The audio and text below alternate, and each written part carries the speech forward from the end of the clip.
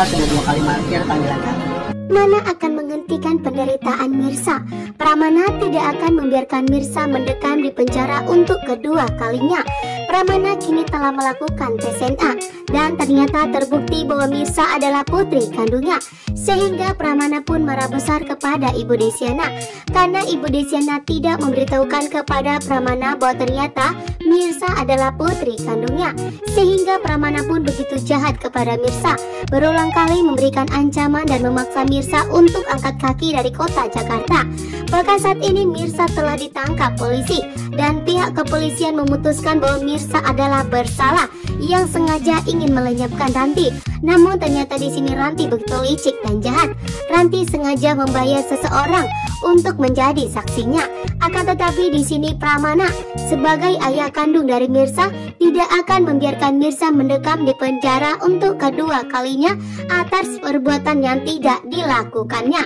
Pramana pun selama ini sudah cukup membuat Mirsa menderita karena Mirsa menderita mendekam di penjara selama 7 tahun karena perbuatan Pramana. Bahkan pernikahan Mirsa pun hancur berantakan, bahkan Mirsa pun kehilangan putrinya. Itu semua karena Pramana.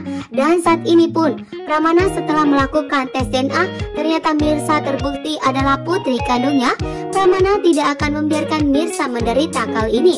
Pramana tidak akan membiarkan Ibu Desyana dan Mirsa terpisahkan. Pramana pun akan berusaha untuk menyelamatkan Mirsa dan akan menjadi penanggung jawab untuk keselamatan Mirsa, bahwa Mirsa tidak bersalah.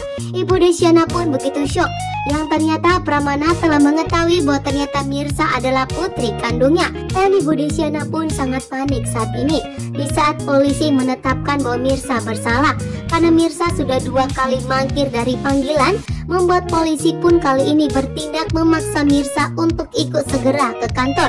Ibu Desyana betapa paniknya.